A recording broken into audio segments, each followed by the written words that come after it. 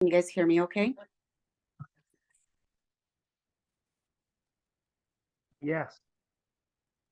Thanks, Bob. Was that you? Yep.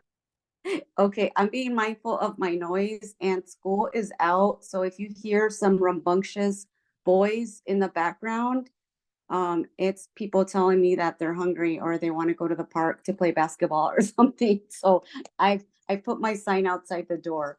But you know how it is when we get going. So it's great to see you.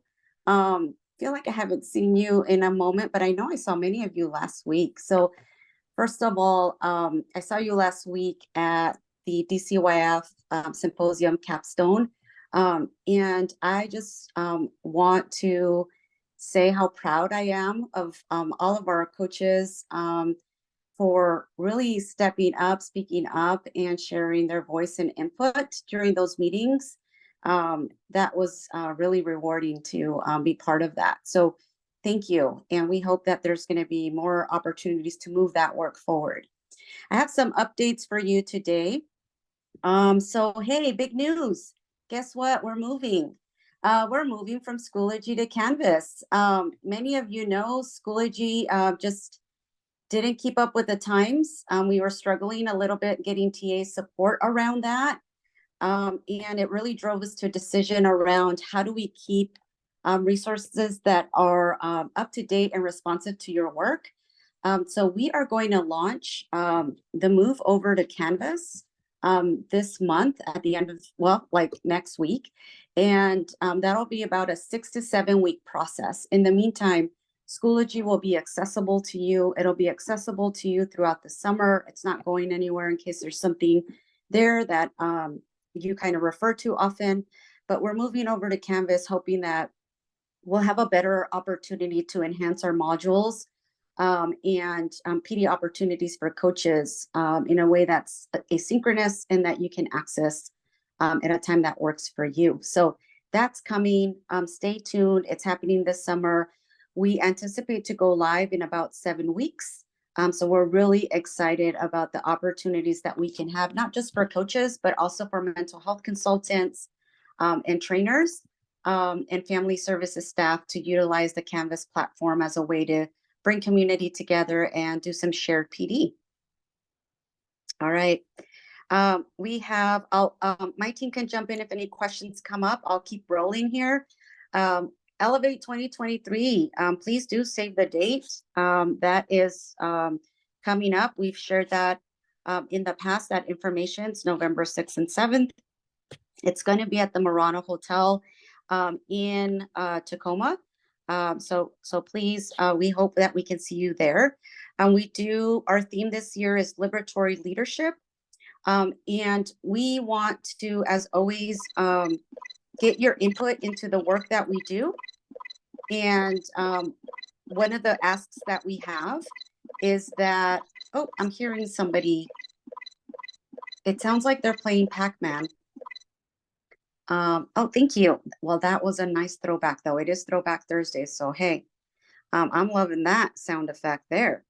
So as I was saying, in all our work that we do, we wanted to be representative of, the people we support, coaches, MHC trainers, and like to invite you to help us create the best Elevate ever. The RFP did go out about a week and a half ago. And our challenge for you is let's connect, reach out to your network. Is there someone awesome that you love the way they present, or they have an awesome topic that you feel other coaches would benefit from? We invite you to please share that RFP and do kind of a warm invitation. And we'll be continuing to collect those RFP for presenters for about another week or so. So please, please, please do help us out with that. If you have any awesome local vendors or BIPOC vendors that you'd like us to support, please do share that information for vendors or sponsors in our Elevate inbox, and we'll drop that in the chat for you. Thanks for joining us and helping us build this Elevate together. I'm so excited it's going to be in person. Coming up is coach onboarding. we are stepping into the revision of the coach modules. We've been long awaiting this, and of course, we want to do this alongside of coaches and RBPD leads who support coach onboarding. We'd like to invite one mental health consultant and one or two trainers. Michael Snow is leading up that project. So if you have any questions, please contact Michael. He's going to add his email information in the chat. And we've also shared information with your regional leadership. So please make sure to connect with them about this awesome opportunity to shape the future of the coach modules. We have a little revamp happening here with our field staff webinar. We're being super mindful of the time crunch that a lot of our coaches and trainers experience.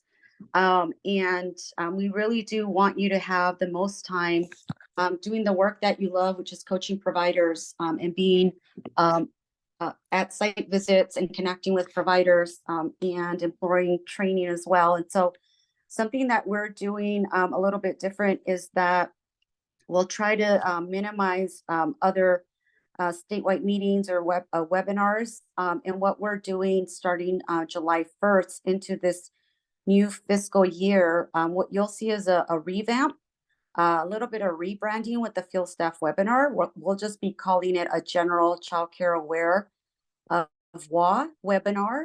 What's new is the time. It'll be at the same kind of frequency. It'll be monthly. It'll be on the fourth Thursday. That's not changing.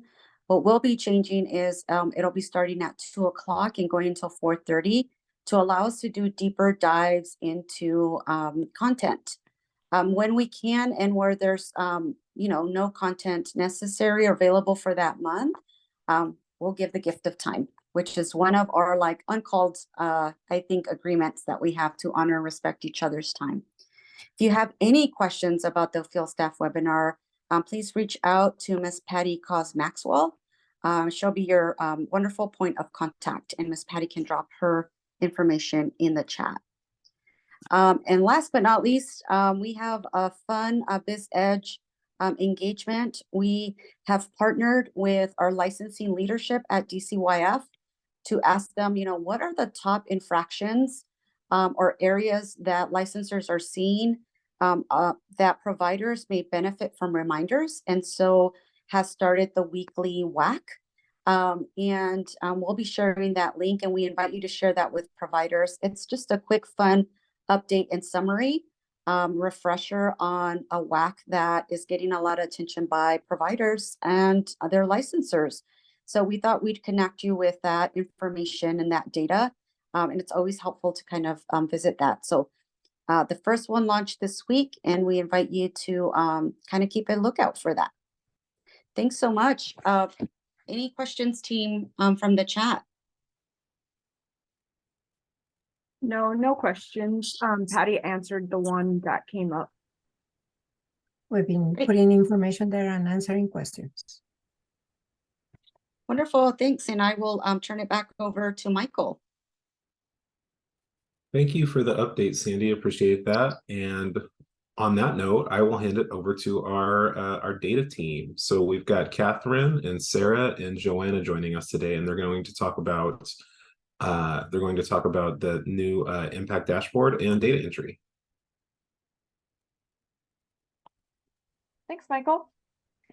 So like Michael said, we're here to talk about the new user interface and impact. You should all have received an email that is indicating that you should do a password reset. You can go ahead and do the password reset and get into the new portal, or you also could just use the new URL and you don't actually have to change your password. You can use your current login credentials. So Joanna's going to put that in the chat, the new URL. Has anyone, I'm going to expand so I can see more people. Can anyone do a thumbs up if you've made it into the new portal? Okay, good. I'm seeing some people. Great. If you are struggling, feel free to put a message in the chat, and Catherine and Joanna can do some troubleshooting while we're on the call, or we are also scheduling some office hours Joanna, you can put those in the chat when the office hours are going to be. So if you haven't tried to get in yet and you just want to focus on listening and watching, then you're going to try later. You can always pop into office hours to get support on getting into the new portal. Currently, you can go into the old portal. We will be turning that off at some point, but right now you can get into both. All right. I'm going to share my screen. Before I share, does anyone have any questions about logging in that they want to point out now? Okay. I'm not seeing any in the chat for you, Sarah. That's good. Sometimes logging in is the hardest part, so I'm glad it's going smoothly. All right. So this is what will come up when you log into the portal, and it is a newer feature that is, please update your profile. And this is actually data that we already were collecting about the coaches, but we were doing it through the billing report that generally the RCs fill out and then submit to us. The purpose of this demographic-based data is for reporting to DCYF. Our goal is to have our coach community mirror the provider community and the families and children that we serve. So this is what gets reported to DCYF. This is reported twice a year to DCYF. It's a total count of coaching staff. It looks at how many coaches have worked in childcare, including how many have worked on any type of childcare or by center, family childcare, Head Start, and ECAP. We have years of experience. You can see in the light green, we have a lot of coaches between 6 and 10 years of experience. And we have some of this lighter green, 11 to 15 years. Then we have our chart on CCA of Law coaches that speak multiple languages and the percentage of CCA Law coaching staff by race and ethnicity.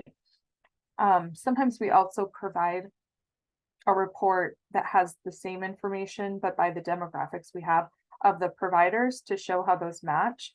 Or how closely we've been able to match them. And then also the years of experience providing relationship-based professional development.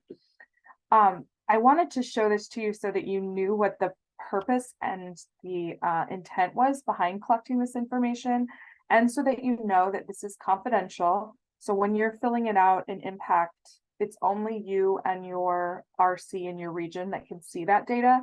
And we're never going to report individual level data. It's always going to be aggregated in the same way that you see here. And I'm happy to share this with anyone that's interested in having it. It's just something that we send to DCYF as a contract deliverable, but anyone else is welcome to have that as well. Sarah, I just wanted to add, like, it's every time I see that, I feel like such an honor to be part of such a great, coaching team. I just looking at that data is like the happiest data, demonstrating like everyone that's here. Like we see that, we see you and all of the richness that you bring with who you are. I just wanted to share, like, it brings me such joy to just see that. That's the happiest data I see. That in like a good, like, checking account balance, or I didn't like send too many checks. So I appreciate you all. We see you. Yeah. And I have to say, DCYF is always really impressed with that data as well. We just have a really, really diverse coaching community with a lot of rich experiences. And so it's really nice to be able to share that. None of the fields here are required. So if there is one that you feel uncomfortable filling out, you can leave it blank. But we're hoping to get all that information on a semi-annual basis. So what this will do is it'll pop up if you are due to fill it out. It basically, if it's been 6 months since you filled it out before. So it's going to pop up for all of you because you haven't filled it out. And you can click out of it and still get into the system, but it's going to continue to annoy you until you just fill out the data and click next. And then it won't pop up for you again for another 6 months. Even if you do fill it out, you can still go in and change it if something has changed. You can pull up your profile here, this little like avatar person. You can pull up the profile that way, but it just won't bother you anymore. I clicked out of it, so it's going to keep coming up for me. So it's pretty insistent. Another really important one to pay attention to is this STARS ID. We're using the STARS ID to share a list of current active coaches with DCYF, so that they know who are the active coaches that have done trainings.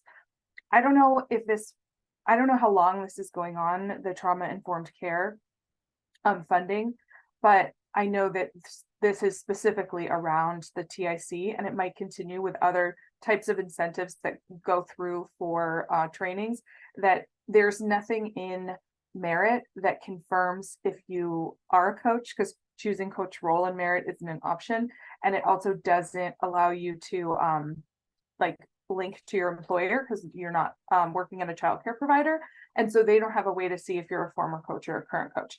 So this one is really important, so that we have that complete set of data to send over to DCYF when they're doing their data polls around who they're going to award for training incentives. And the other, all the fields here, if you have any questions about how to fill them out, you can email the Impact admin inbox. Any questions on this demographic part? Okay, great.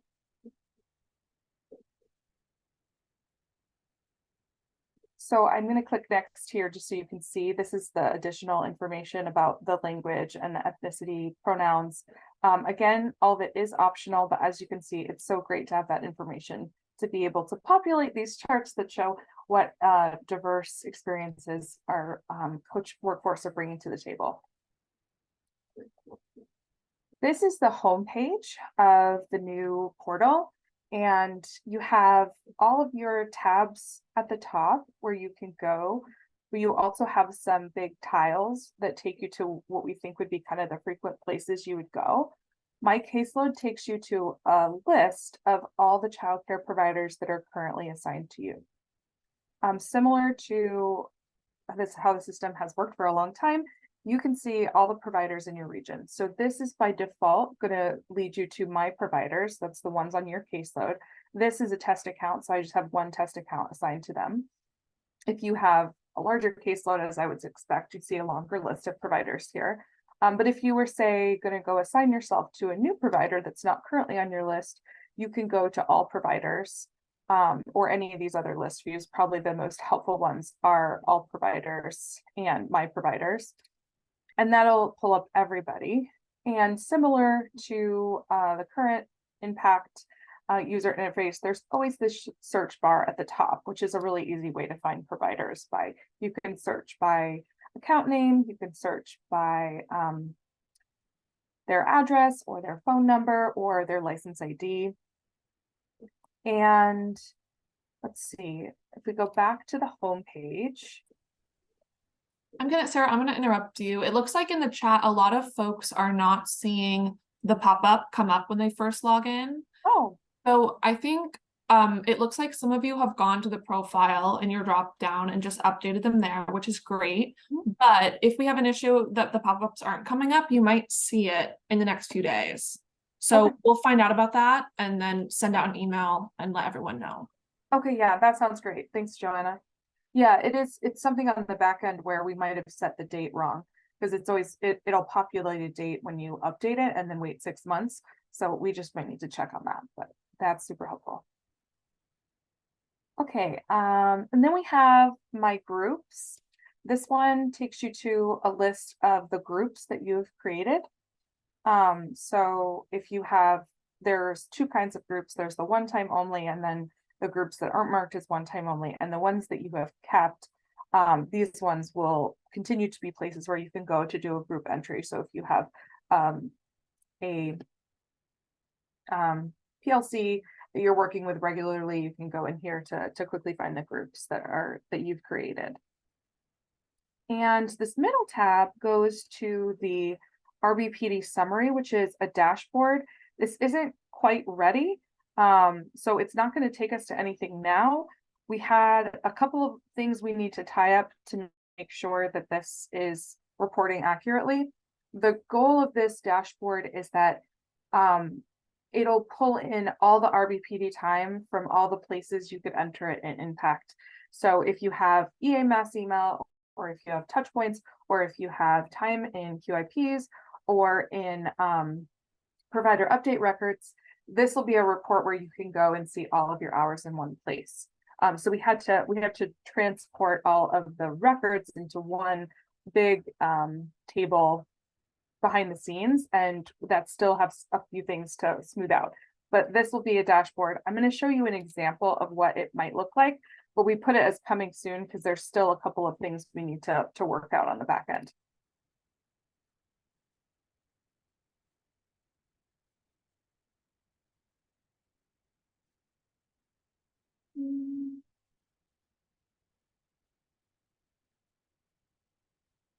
So it'll look something like this, where it pulls in data, and I don't know why the charts aren't, there we go.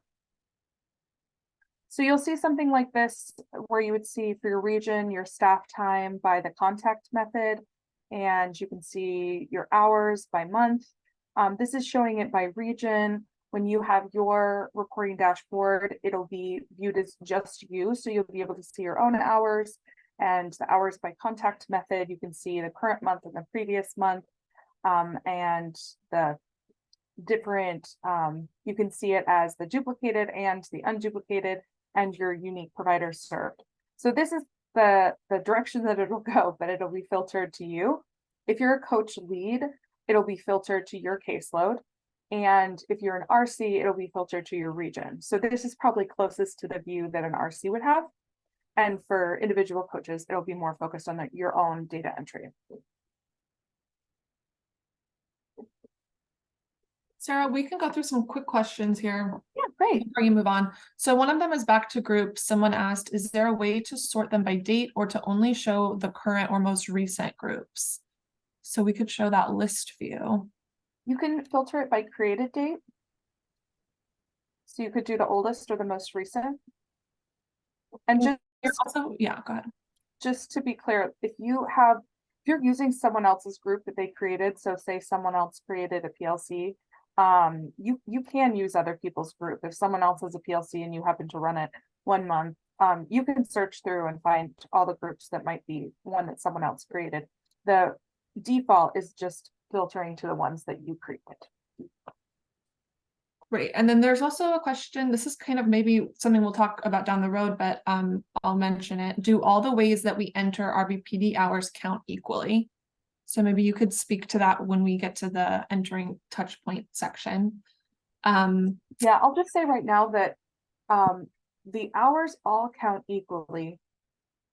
However, there is 2 ways that we report on RBPD hours. So we report on unduplicated and duplicated time. So your unduplicated time is how much time it took you to provide the service when you did a group entry. So if I do a group entry with 3 providers and it took me 10 minutes to send an email to these 3 providers, that is 10 minutes of my staff time. It took me 10 minutes to do it. But in the duplicated time, that's going to be 30 minutes because 3 providers received the 10 minutes. The RBPD deliverable is always based on the duplicated.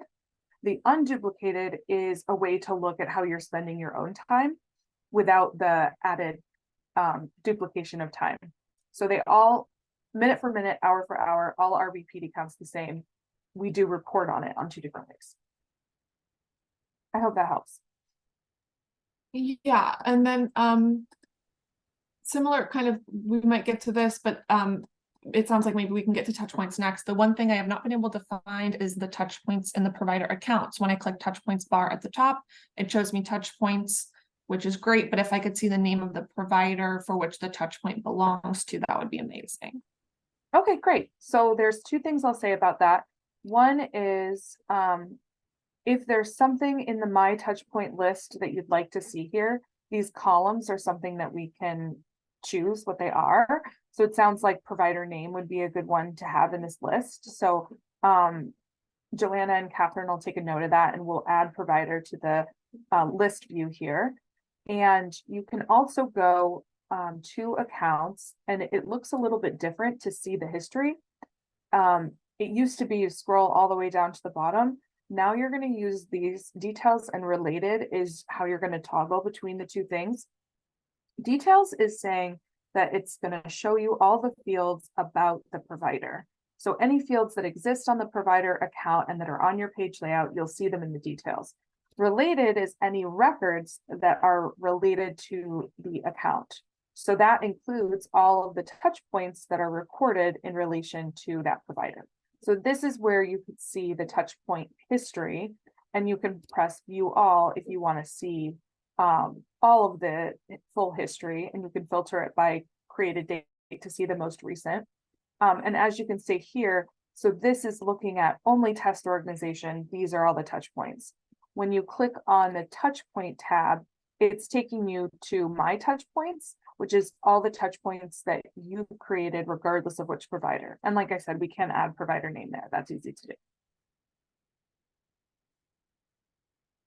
Any other questions you want to cover, Joanna, before we move on? I'm saving all the questions here, and I think you can go ahead with some more navigation, and then we can get to questions.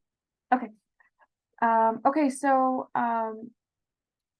when you go to my caseload, then you can click on the account, and here's where you go to create a new touch point, or like we just looked at, view some of the related lists. So we'll go through all the related lists, and we'll go through the coaching touch point. But I also want to point out that if you were on the home page and you went to my caseload, that's one way you can get to accounts. You could also just go to the accounts tab. It's going to take you to that same my caseload list, and you can filter to all providers. It's also pretty easy to build new list views. So if you wanted something like, I want a list of all the providers who have currently chose to opt out of coaching, that's a list view that we have here. So if you have something like that, that you're like, oh, that would be a really helpful list view to have, feel free to request that through the Impact admin inbox. Those are things we can add really easily. And you can also, without going to the account tab or the My Caseload tab, you can always just search here and pull up your provider to get to their record. So this at the very top is where you can create a new touch point. So this is the same touch point form. Nothing has changed here. I won't go over this since we haven't changed anything on it, but it's all exactly the same. It's just the only difference is where you're going to find that form. The fields that are on the provider account should be really close to what was on your previous view. There was a few that we were like, oh, I guess that doesn't really seem like that's helpful for coaches to see, or fields that we were like, maybe that would be helpful to see that we haven't put on the page layout before. So if you find there's a field that you used to use that you can't see anymore, again, email the Impact admin, very easy for us to add it back. We also tried to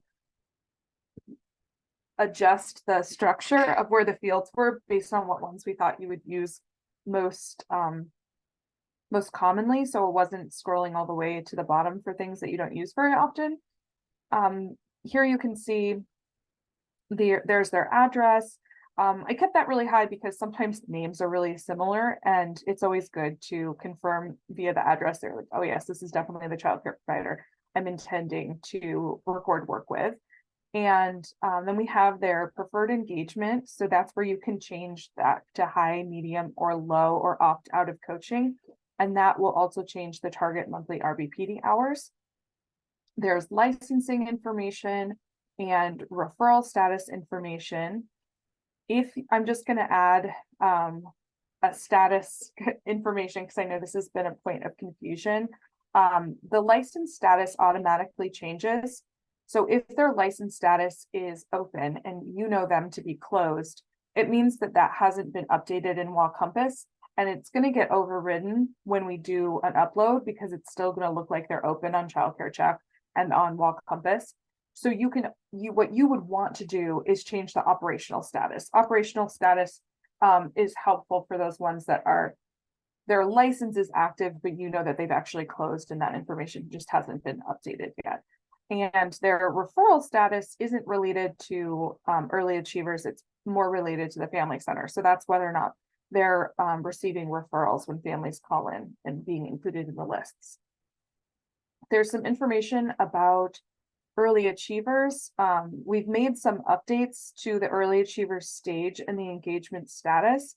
So now you'll see in those, this one isn't updated because it's a test account, but you'll see in the engagement stage and status that there's new values that reflect the new rating system. Maybe I can preview what those are if I just go to the related record. Sarah, can you zoom in a bit? We got some Oh, sure. requests to zoom. Oh, I didn't mean to go incognito. No. Okay.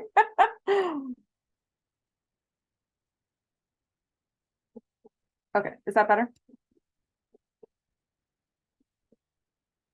So if we click on new, you can see here there's some new stages. There's program profile submitted, video highlight 1, video highlight 2, video highlight 3, video highlight 4, 5, so on. There's program profile statuses. Evaluation means that they've finished their work, but they're waiting to get their report back. Pre-work means that they haven't finished what they're doing, but their program profile is underway, it's started. And program finalized is when they're all the way done. Waiting list means they haven't gotten the call from the community liaison saying that it's their turn to start program profile if they're ready. And submitted video highlights is, it's when they've actually completed the video highlight. This video highlight 1 means that they've clicked the button in CC to like request video highlight, which really just shows them the screen in which they can upload the videos. You can't see the screen to request video highlight 2 until you finish video highlight 1, and you can't request video highlight until your program profile is finalized. And then we have their submitted more videos. That means that they've actually submitted around and received their feedback. And then there's video highlight requested, not yet submitted. That's pressing the button. There's a question here that's relevant. Any chance the timelines can be in the progression? Yeah, which timeline, what dates would they be interested in seeing? Is that, does someone want to unmute? Oh, any of them. Yeah, sorry. I'm in a coffee shop, so I was just thinking it'd be helpful to like see when the program profile was due or some things that could help Okay. track where they are. I have a calendar in my office and that's how I see where everybody is. So I just didn't know if there could be something visual. Yeah, I think we could do something for those that are in the waiting list. There isn't really a date that we know they're going to be called. We do have a rank order for like how close or far they are to the top of the list. So we could put that on the account page. And then once they've started video highlight, once they've started program profile, they have the 45 days. So for the ones that are in pre-work, they actually do have a due date. So we could upload that due date. For the video highlights, there's not a data point that we could pull to include a date. But this is a helpful place to see, like, have they done any video highlights so far? All of this data is being pulled from the quality recognition report that Cultivate shares. So you don't have to go and enter any of this data. All of it will be uploaded based on that weekly report. We'll probably do an upload on a monthly basis to update where they're at in this process. Any other questions on that? I have a question. So you went to the early achievers progression thing, and that's where it shows where that's at? That's a really great question. So this area here, where it says EA stage and engagement Okay. status, this is pulling the most recent one. So if you're just looking at their account, you can see what was the most recent status. I just pulled up the history of the engagement statuses because there can be multiple records. For example, someone might have a record for when they completed program profile, and then another record will be created when they've done video highlights. And I just wanted to show you what the values were since they're new.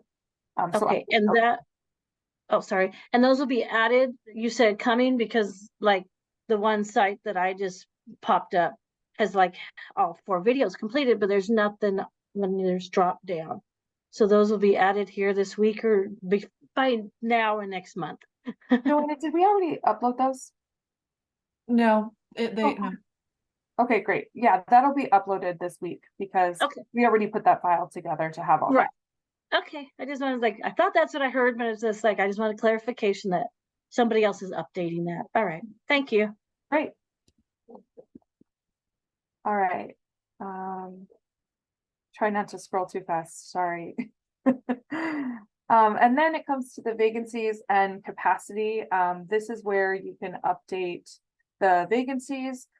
We're hoping that vacancies will be updated on a monthly basis when you talk with your providers. If you're sending an email, you can always copy and paste this survey link. It comes in 3 languages and it's really short for the provider to fill out how many current vacancies they have. This is the whole thing. And then if you confirm that you have the same amount of vacancies, so if I was on a call with a provider and I said, oh, I see that you had 1 vacancy in each age group, is that still the case? You can just click the vacancy update date and update it to the current day. If they actually did have a change, so I won't actually update this, I'll update the vacancies. If they did have a change, then that date will automatically update for you. So you can see now that I changed the vacancies, it has the vacancy updated date of today. But if there isn't actually a change in vacancies, then you can change the date to signify that you confirmed that those are current vacancies as of today. And you'll also see here if they're participating in Leg Up. If they're participating in Leg Up, you don't need to check on their vacancies anymore because that data is already coming through an API with the Leg Up database, and their enrollment is being tracked on the Leg Up side. You can also see if they are in Leg Up, you can click this link and go to their Leg Up page to see it. And for provider updating, there's some information about when was the most recent provider update attempt, and when was their most recent full provider update. We are looking for an annual full provider update every fiscal year. So this is a good date to check in to see, do I still need to encourage them to fill out their provider update form or call them and fill that out for them. Again, these you can send an email. There's more information about how we recommend sending these in email because you could copy and paste this into an email. However, it wouldn't auto create the record saying that you attempted to get a provider update. The contract requirement is that we try to get a provider update 3 times in 2 different methods or get a full update. So the way that we're tracking that information is in the provider update tracking. I won't go through the whole process now. There's a new video on that. Joanna put together all new training videos to reflect the new user interface, and the provider update one is included. So if you send an email through Salesforce, then it'll automatically create this provider update tracking record for you saying that you requested an update. But if you wanted to send it through your own email and just copy and paste that link, then go ahead and create your own provider update tracking record with the date that you requested the update here, so that there's record that you reached out to them and asked for an update. Let's see.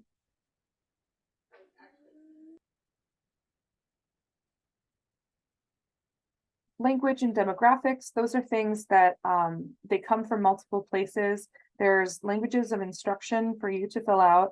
There's languages spoken by staff. That's a field on the provider update that the provider can fill out. There's languages of instruction that we're asking of the provider. And then there's their primary language and secondary language, one of which is coming from Compass and two of which are coming from Merit data. I would say in general, you would think these would all be the same, but we sometimes get different information in different ways. So like if a provider hasn't filled out what their language of instruction is, it's helpful to have it coach entered. The coach entered one is the one that influences the provider preferred engagement. And so that's a good one to make sure that's up to date. There's also the option to fill out this field called BIPOC provider. And it's asking if the site is BIPOC owned and if the majority of staff are BIPOC, majority of children, or about half or about a quarter for each of those staff and children options.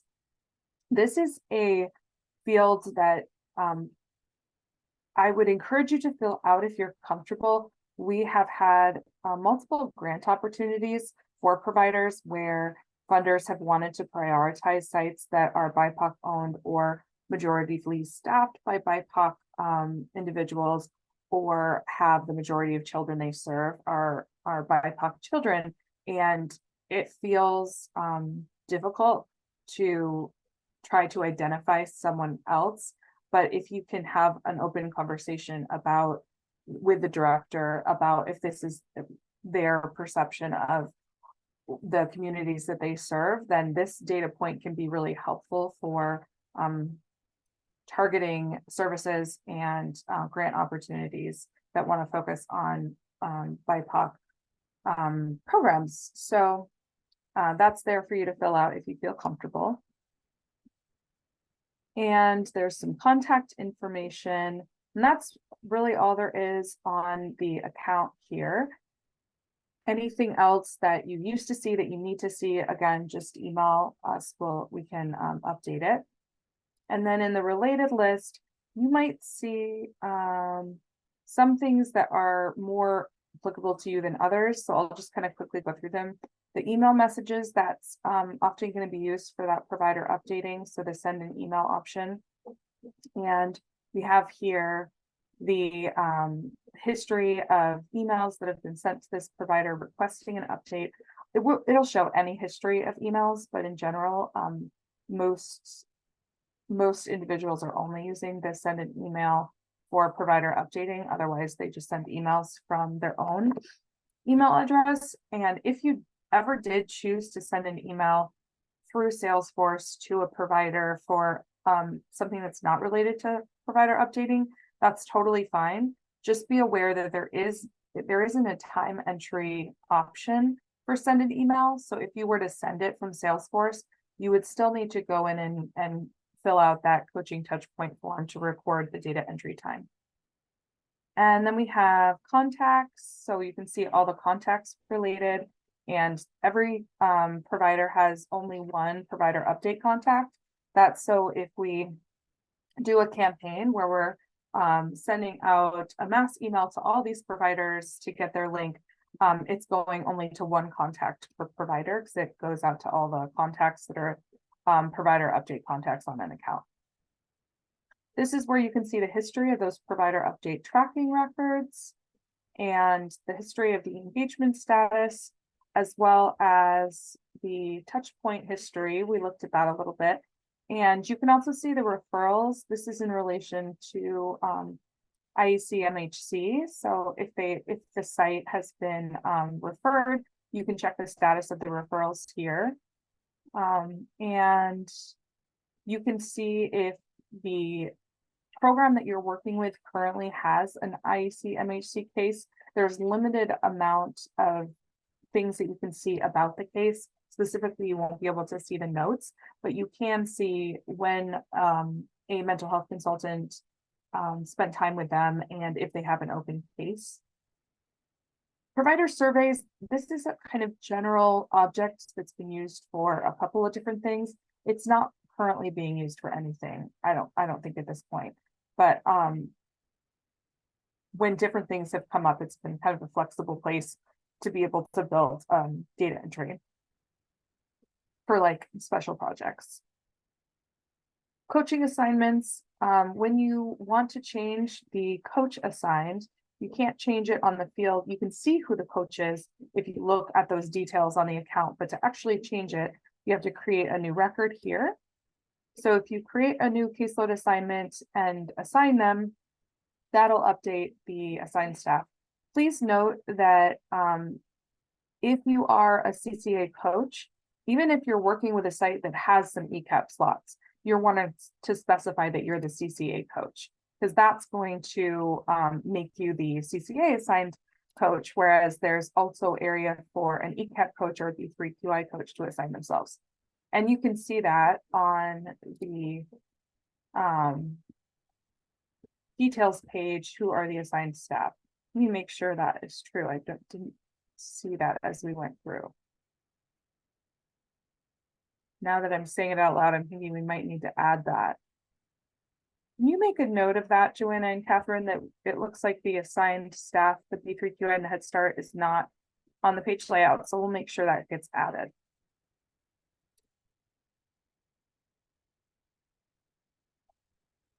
We do And have some questions. We have quite a few questions that we'll get through at the end. So whenever you're done with that, with the running through of the related list, we can do. And here are the QIPs. So this is where you go to create a new QIP. So as you can see, I started with finding the provider, and then I went to the related list, and then I went all the way down to the quality improvement plan. That's a great way to do it. This is also where you can see all the related quality improvement plans. You also can have the option of just going to the quality improvement tab and clicking new, and then you could choose who the provider is here. So if I didn't want to go all the way to that provider account and then go to the related list and scroll all the way down, I could just click new and then type in who the provider is here, and that quality improvement plan will be saved for them. All right, I think I'm ready for some questions. This seems like a good place to have some questions come in. Excellent. Okay, we're gonna go back there. We've got some questions all over the place. So does the EA mass email group include system partnership? That is such an unfamiliar area. Does that tab include system partnership still as well? Yes. So it's EA mass email and system partnerships. This is just a shorter title so that it fit on the tab. Yeah, we just needed it to fit. Okay, yes, we answered that. Will the trainings in Merit somehow generate to reflect those hours in Impact if the stars number is added in our Impact profile? So how will that work with Merit? It doesn't interact with Merit at all. If you fill out your stars ID and Impact, that allows us to send a report to DCYF when they're pulling trainings from Merit, and then they're going to match up your stars ID to say, oh yes, this person that finished the training is an active coach because they're on the CCA coach list. So if we don't have your stars ID, when we send the list, you won't be a match. So if you were eligible for a training incentive, but we didn't have your stars ID, then you wouldn't come up on the list as an active coach and you wouldn't get the award. So, does that answer that question? Okay. I think so. And if not, feel free to put more questions in the chat here. I'm going to quickly address, we're getting some questions about what email did the invite welcome email come from? And so I'm going to put in the chat the name of that email, because I think some people are thinking it's spam. It is coming from our project manager and with our consultant. So it might have looked like spam. It's not. Here's that email that welcome email came from. Yeah, it does look kind of funny because it's dar@idealistconsulting.com, but it's legitimate. That is our consultant that we work with. Yeah. Sarah and data team, just so you know, this morning we had a major spam attack go out to 5 of our big Outlook groups, and coaches were one of them. So I think everybody's on alert. So thank you for letting us know. And I think I've told a couple people in email, no, that doesn't look right. So my apologies. The email that Joanna just dropped into the chat is the one for the impact invite. Yeah, and I wanted the email to go out because I wanted everyone to be aware that there's a new portal, but you actually don't have to follow the email if you don't want to. If you just go to the URL that Joanna shared, maybe you can share it again, Joanna, so it's at the bottom of the chat. If you just go straight to that URL, you can use your current login. You can ignore the password reset if you don't want to do that. It was an automatic email that goes out when you switch people to having access to this portal. And so I thought that would be a good way to let everyone know that they had access. But if you don't want to reset your password, you can just log in. Great, okay, more questions. Is there a way to see which providers have vacancies in a certain town if a family is moving and needs info? Yes, and that's really what the Family Center does. So that would be a good case to call the Family Center or do an online search. The information in the vacancies is absolutely used for that purpose. Yes, okay. If I have a provider and their information isn't accurate on the Early Achievers Progression tab, how do I fix that? I would, well, number one, let's email everyone, Joanna, when we get that updated. Because right now, since we didn't finish that upload, it sounds like none of them have the new information from Cultivate because we just made those changes. But after that, email the Impact admin inbox and we can troubleshoot that. Okay, so there's more kind of conversation around the timeline, the 3-year timeline, and a question about the field date for renewal rating. What does that field indicate, date for renewal rating?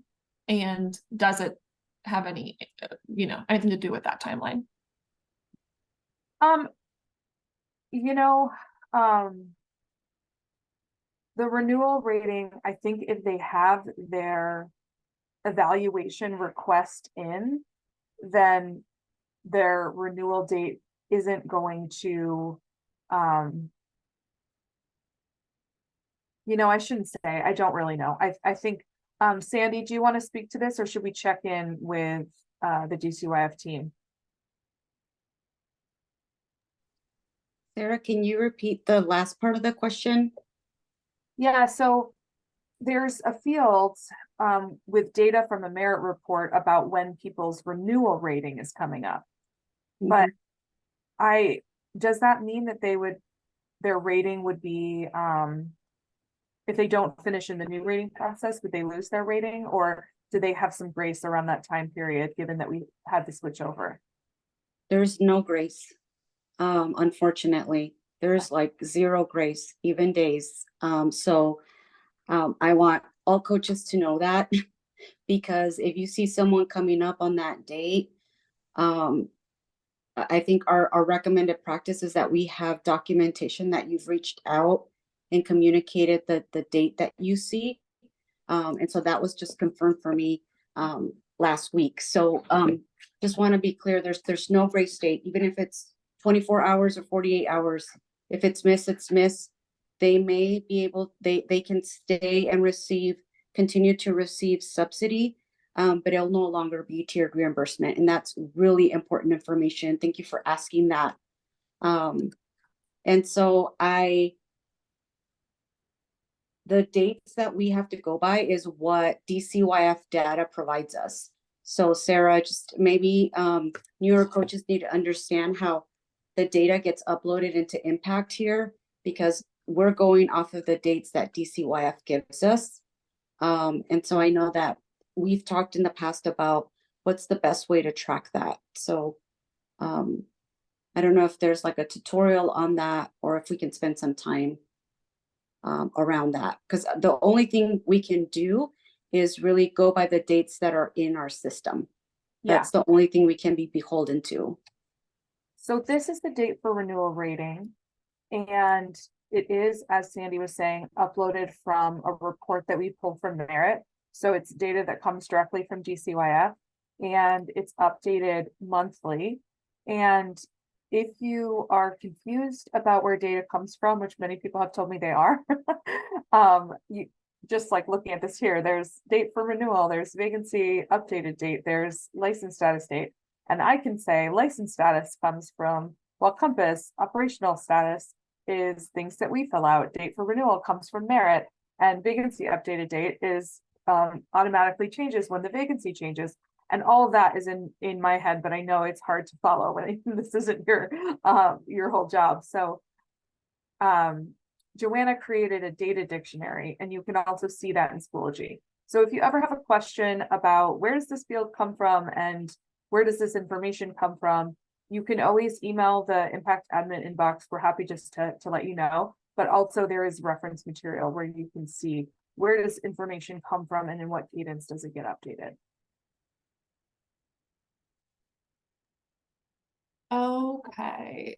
What quickly, there's one question that I answered briefly in the chat, but I'll just highlight. Can we pull a list of the providers that need a provider update or that need a request? And you can, there's folders by region within the reports tab in Impact. And there's also a provider update data lead contact person within each region who pulls those reports and keeps an eye on who those providers are who need the update, and is really kind of in that whole process and in that deliverable. So that would be a good contact in addition to the Impact team to reach out to for your region. And if you're interested in learning more about the capability of the self-service reports, you can also reach out to us and we can help you with that. Set up a recurring report for you. And you can also use those office hours, and I'm going to send out to all your calendars for that purpose if you're looking for some specific reports here in Impact. Yeah, the other thing we could do is there's this My Providers list, and that's all the ones on your caseload. So we could also add another list view here. Joanna, maybe you can make a note of this. Let's add a list view, My Providers needs full update. And that might be an easy way to get to it too, because a lot of the reports are going to give you your whole region, anyone who's due for a provider update, but you might be focusing on your caseload. So I think that would be a good idea to have that here. Yeah, that's a great idea.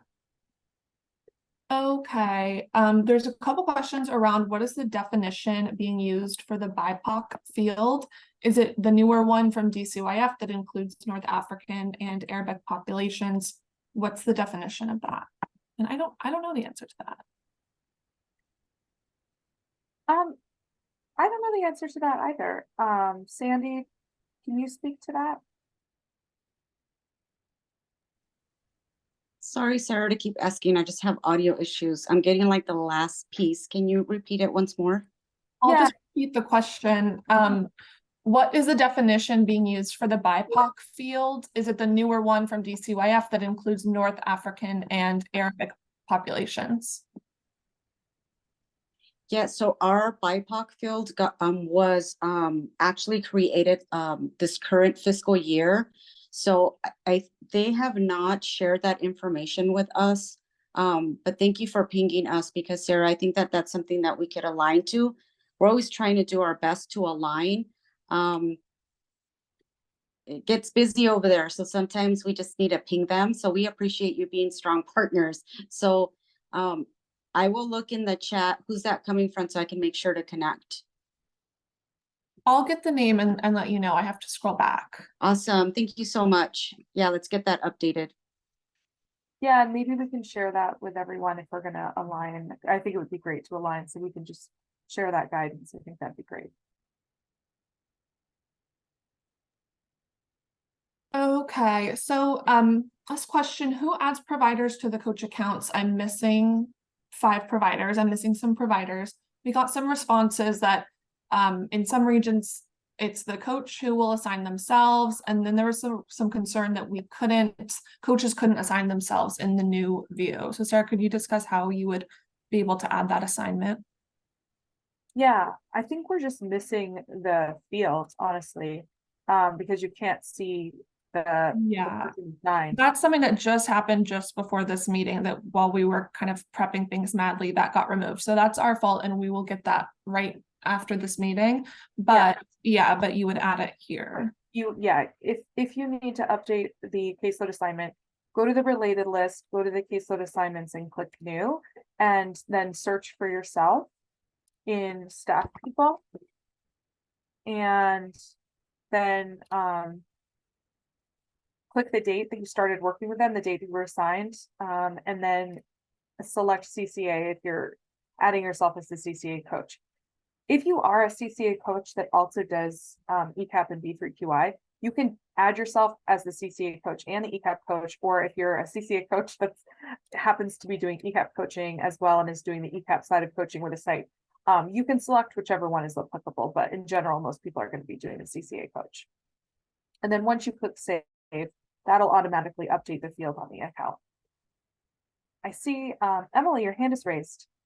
Yeah, sorry, can you go back? Under which tab do we find that new caseload assignment?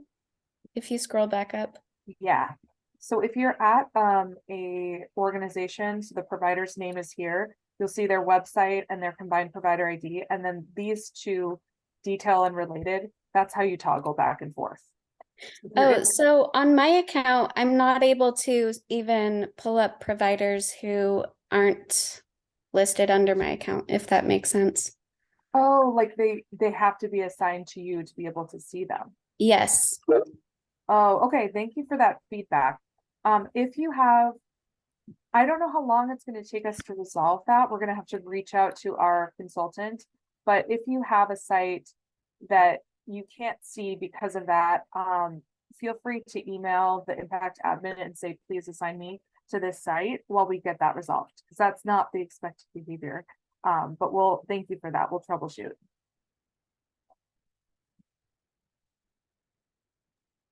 Okay, let's see.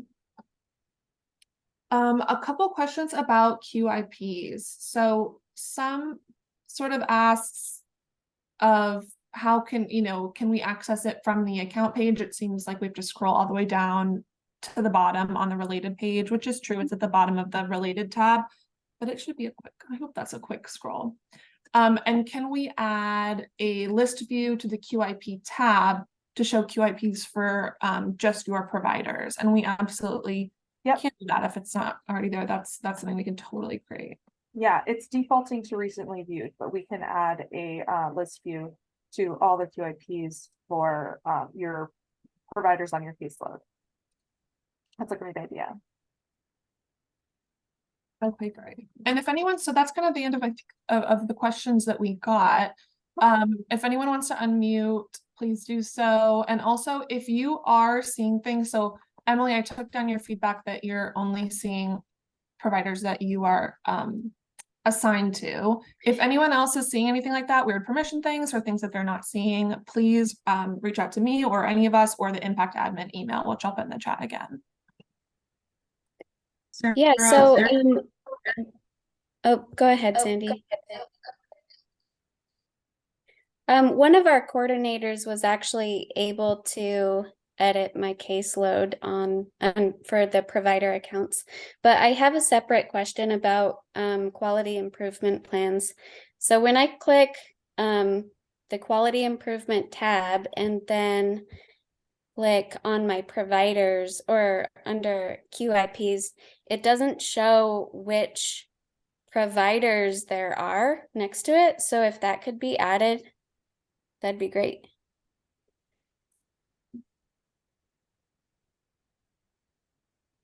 You don't see this account and the goal name? I only see goal names, I can't see the accounts. Okay. Yeah, we'll troubleshoot that. I'm starting to question what profile you got assigned to, Emily. Is that everyone's experience? I don't know. But yeah, that's good to know. Thank you. Bob? Yeah, this is just a technical question. Are groups still limited to 15 or less when you're making group? Okay, thank you. Yes. Yeah, the recommendation is 15 or less. And if you have more than that, then you can use the EMS email and system partnership. Sandy, go ahead. Okay, let me not forget to lower my hand. Thanks, Sarah. I see a question. I don't think I heard an answer. So if you could help me out, when will the old impact go away? Oh, that's a really good question. I think we can agree there's a couple of kinks we've already seen through this demo, which is expected because it's so hard to do testing and you don't always run into every single scenario. And there's, you know, different profiles and all those things that we tested. So we did our best, but as we go through and work out some of the issues, I think we'll wait until all of the kinks are out and then maybe give people like a week warning and let you know. So I would anticipate from today, I'm hoping to have the old version turned off in 2 weeks, but it also depends on how long it takes us to work out some of the issues. And then I'll make sure to send an email to the All Coach email list saying, okay, you have 1 more week. Okay, great, because we love any cush we could have, any, you know, padding that we could have around the last date would really help us. And so I'm going to ask, when you think that there's a week left, Sarah, can we also share it in the weekly news update to get a week and a half? Just adding a little bit more padding, because sometimes we don't get to our emails right away. And I know that coaches have shared that in the past. So not to worry. Sounds great. Thank you, Sarah, for the heads up there that you'll be giving us. I really want to share, I think something important for all of our coaches is to understand the why behind the data that we capture. And it's really, I do the question earlier of like, who assigns caseload, you know, who assigns a coach to a provider? While it may vary, I really want to share the why behind that.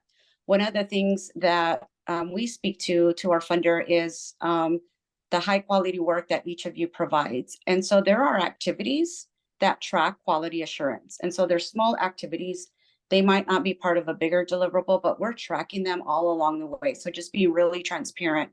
One of those things is we want to assure providers, you know, that they'll be assigned maybe to like a coaching group, a PLC, or a one-on-one coach.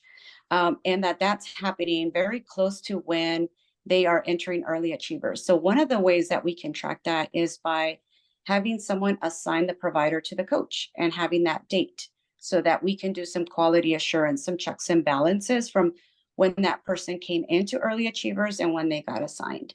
Same thing we do when we're looking at your touch points. Did everyone receive a touch point that month? You know, is there anyone that's going beyond that 60, 90 days? And so we really want to stand firmly on our quality assurance and be able to say like confidently and boldly, our coaching practices are high level, high quality. And so these are little pieces of activity that we're tracking throughout. And so it's important when you're checking this out, if there's any questions, please reach out to the data team because they can help you figure it out right away. But I wanted you to know that, you know, like the ultimate responsibility, as you've seen in the chat, you know, for that quality assurance and that connecting the coach to a provider, it is regional leadership. In some instances, coaches are allowed to do that themselves. And so if that's on your to-do list, I just say it's a priority because we're tracking those dates. So I just wanted to be really transparent around how we view the data. So any questions you have, if anything doesn't seem right, please reach out to the data team because they're super happy to jump in and help out. Thanks, Yeah, Sarah. absolutely. Thank you for sharing that. And I'm also seeing some in the chats. For example, Stephanie is saying, I can't see the system partnership collaboration meetings. They aren't showing. We're going to troubleshoot all of those. So if there was something that you typed in the chat that slipped by, that we didn't like say out loud to the whole group, we're going to download the chat and we'll go through all of them. And so if you have an issue, we'll log in as you and see what you see. And then when we get things resolved, we'll reach out to you and make sure that you get what you need. And I want to reiterate exactly what Sandy said. We are we've put a lot of work into making this hopefully much better. And so we would love nothing more than to help you make sure that it's working for you, because we did it for you and we want you to enjoy it and use it. And I hope that it makes data entry a little bit easier and a little bit more pleasant.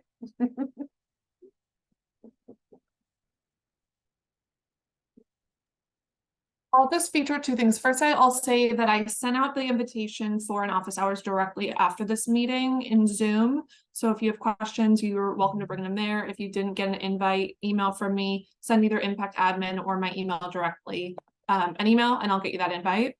A couple quick questions. I know we only have a few minutes left, but I think we can get to some of these.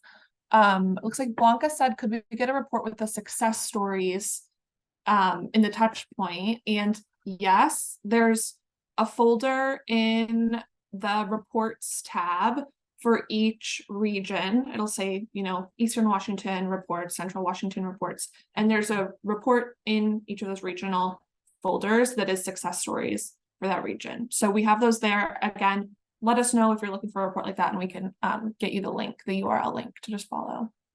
Yeah, and I'll add to that when you're thinking of reports and folders, this is where we're saying to go, the reports, and then say Central Washington reports, and there's a lot in here. But once you've started to pull up the reports that are most useful for you, they'll come up as your most recent report. So now when I click on reports again, it's going to show me at the very top of my list the success stories in the recent area. So that's a really good tool for how to like favorite your your most commonly used reports. Also know that anything that is in a report style, like the success stories, we can also make that a list view. So if it's something that you're like, oh wow, the reporting feature is helpful, but there's some things I just want to see as a list view. This is what we're talking about when we think of list views, and then you can pin your favorite. So let us know or send something to the Impact Admin if you say a list view would actually really be helpful to see what were the most recent success stories, and I'd go to that frequently. We're happy to do those things.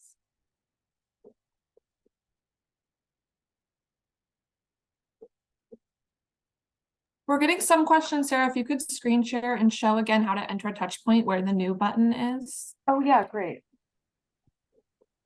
So there's multiple ways to get to the account. You can type in their name, you can go to the accounts, it'll show up your caseload.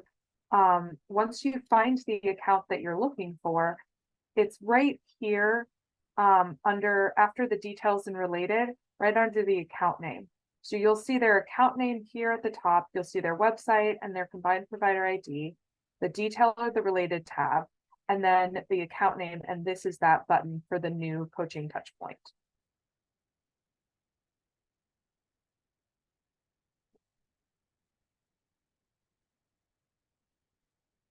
Oh yeah, one question too I missed. Is it possible to have the RVPD weekly report come out on Mondays for the previous week? It's a hard crunch to get everything in by Thursday. That's good feedback.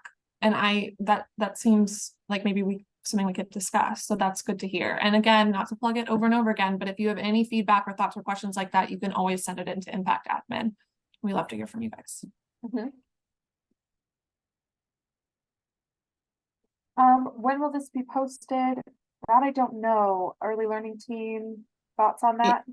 Yeah, we usually do it about a week and send the recording in Monday's weekly news update.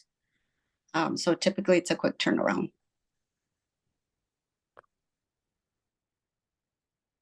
Okay, great. Well, I want to reiterate what Joanna said. Please feel free to jump into the office hours. And I appreciate your grace as we work out any issues that we missed in doing our testing and get things straightened out so that everything's working well for you. I also want to give a plug that I'll be sending an email out with a coach survey for the annual Early Achievers evaluation. So I invite you all to share your feedback of your experience with Early Achievers and working in the CCA community. This data is something where we share the full report with DCYF. We share the full report with Cultivate, and we share the report out with the regions. And we even do some regional analysis for your CCA leadership teams to look at your experience with coaching. So I hope that you share your voice. It's really helpful to our, I think it's really helpful for us when we're talking to DCYF and saying, or even Cultivate and saying, this is what we're hearing, this is what we're hearing. It's nice to have the data that backs that up, that says like, this is the pain point in the system, or this is what's working really well. And there's also a provider survey going out. So it's really helpful to see the perception that you have of how the Early Achievers is going, especially with the new rating process, and then look at the provider perspective. And I hope that the new quality recognition system has been built in a way that this feedback is going to be even more actionable than it was in the past. I think there were a lot of years that we did the Early Achievers evaluation, and it really built up to big changes in the system. And the goal was to create a system that was a little bit more malleable, so that when we get feedback from you all and from the providers about their experience with Early Achievers, changes can be made. So I really appreciate you taking the time to fill it out. I know sometimes it feels like there's a lot of questions. We did try to pare it down, but it's so helpful if you can take the time to do that. And with that, I'll just say thank you, and I'll pass it over to the early learning team if they have any other closing things.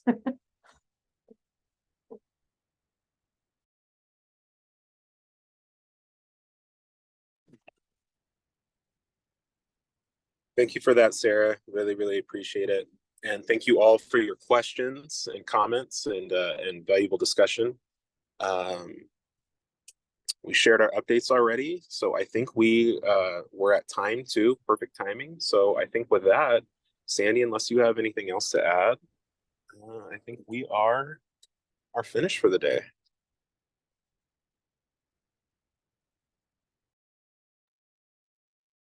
We hope to see you next webinar, which will be on July 27 at 2 o'clock. And our theme is going to be advocacy. Thank you. Thanks, Patty. Have a good afternoon, everybody.